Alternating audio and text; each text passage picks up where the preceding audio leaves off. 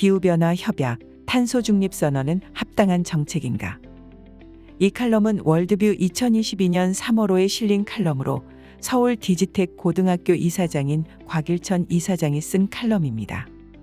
지구적으로 사고하고 지역적으로 실천하라. 뜨거운 가슴과 차가운 머리가 필요하다. 옛말에 지나가다 곡소리가 들리면 그 상갓집에 들어가 함께 곡을 한 후 대체 이 댁에 누가 돌아가셨냐고 묻는다는 우스갯소리가 있다. 현 정부의 대표적인 환경정책인 탄소 중립 정책이 바로 이런 예다. 과연 탄소 중립이란 선택이 국가적으로 타당한 것인지 국민적 합의가 이루어진 것인지 묻고 싶다.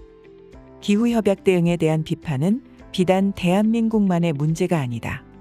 미국도 정권이 바뀌면서 민주당이 추진하는 기후변화 협약 재가입 및 전통적인 화석연료 산업에 대한 부정적인 태도가 과학적인 이성과 합리적인 균형에서 벗어난 결정이라는 지적을 받고 있다. 최근 버지니아 주지사 선거에서 승리한 공화당 글렌 영킨 신임 주지사는 2022년 1월 취임 직후 행정명령으로 지역 온난화 가스 감축안 탈퇴를 선언했다. 그는 기후 협약 등을 비판하고 대처 방안과 정책 재검토를 추진하고 있다. 앞으로 공화당이 의회 다수당 그리고 다음 정권을 잡는다면 기후변화 협약에 대한 미국의 대응은 지금과 많이 달라질 것이다. 1993년 선진국 중심의 교토 의정서에서 발전한 기후변화 협약은 2021년 선진국과 개발도상국을 구별하지 않고 모든 국가의 온실가스 감축 의무를 부과하는 신기후 체제 형태로 확대되었다. 한국 정부는 2020년에 2050년 탄소 중립을 선언하고 신기후 체제에 동참할 의지를 밝혔다.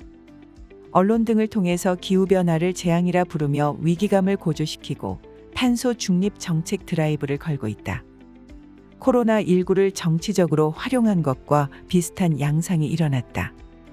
최근 존스 홉킨스 대학은 코로나19에 대한 대규모 사회통제 정책은 사망 피해를 감소하는 데 거의 도움이 되지 못한 과도한 정책이었음을 발표하기도 했다. 사회통제 정책으로 얻은 이득은 0.2% 정도의 사망률을 감소시킨 데 비해 그 경제적 피해는 이루 계산하기조차 힘들 정도로 컸다. 탄소 중립 선언 역시 실행한다면 그 경제적 파급력은 매우 클 것이다. 이것은 균형과 절차적 공정성을 잃은 정치적 선택이라고 생각한다. 빌 게이츠의 주장처럼 탄소 문명을 청정에너지 문명으로 되돌리려는 시도는 과학적인 측면보다는 신세계 질서를 만들려는 글로벌리스트들의 전략에 기인한 것인지도 모른다.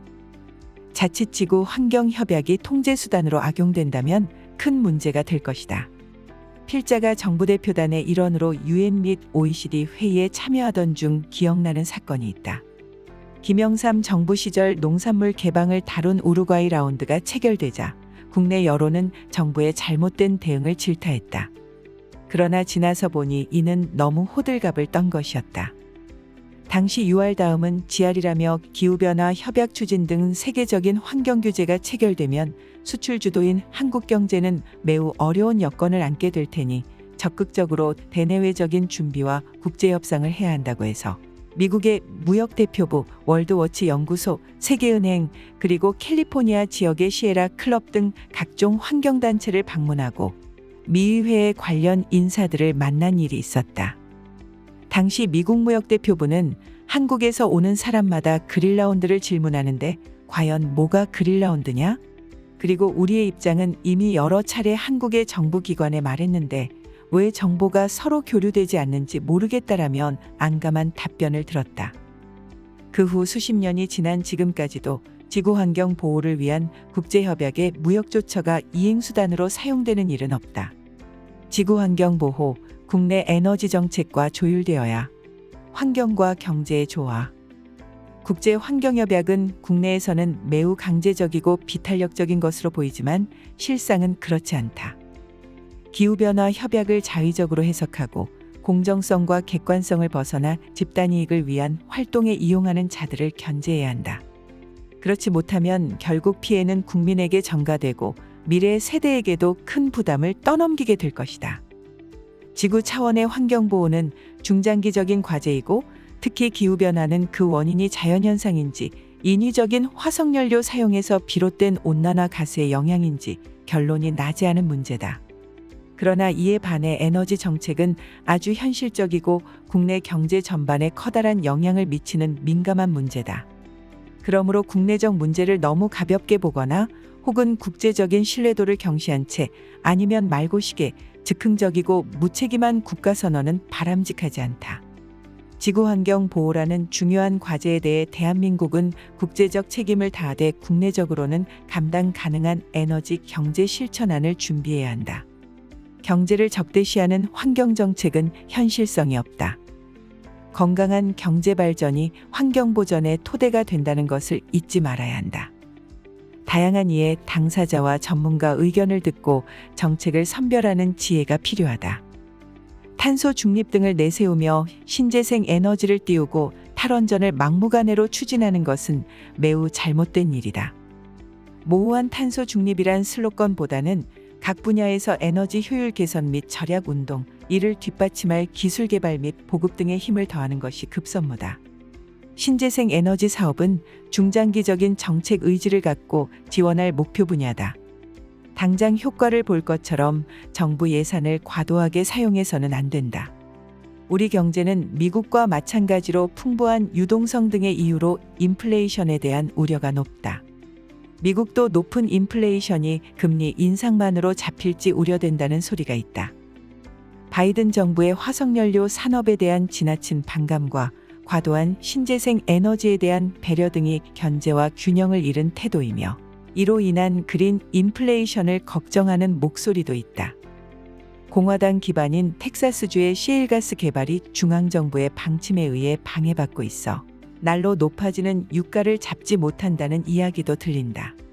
지구 환경 문제와 사회적 갈등, 빈부의 차이를 인정하되 사랑으로 하나 되라. 지구 환경 문제를 토의하는 유엔 회의에 가면 의례 선진국과 개발도상국의 대결 프레임이 만들어진다. 더 나아가 선진국 국민 1인당 에너지 자원 소비량과 개도국 국민 1인당 소비량을 비교하며 선진국을 문제의 원인 제공자로 몰아 기술과 재원을 개도국에 내놓으라고 요구하곤 한다.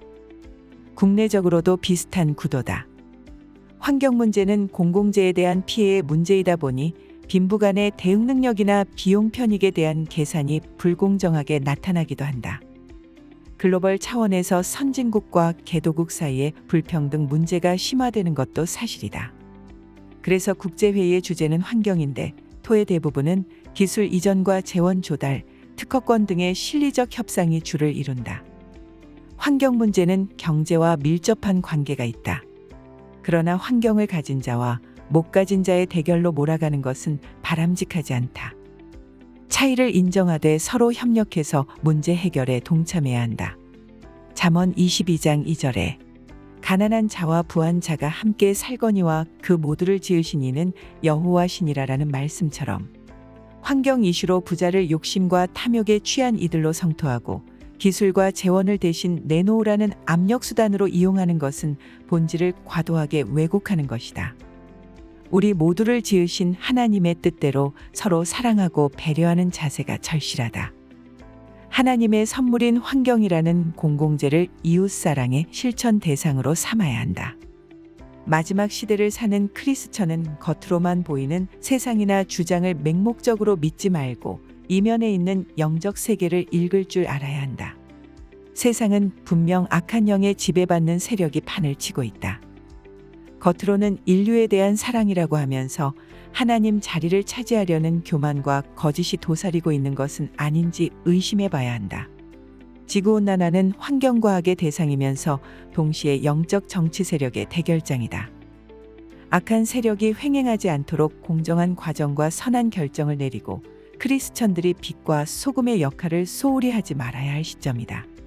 견제와 균형 없는 권력에 의한 정책은 절대 부패하기 마련이다.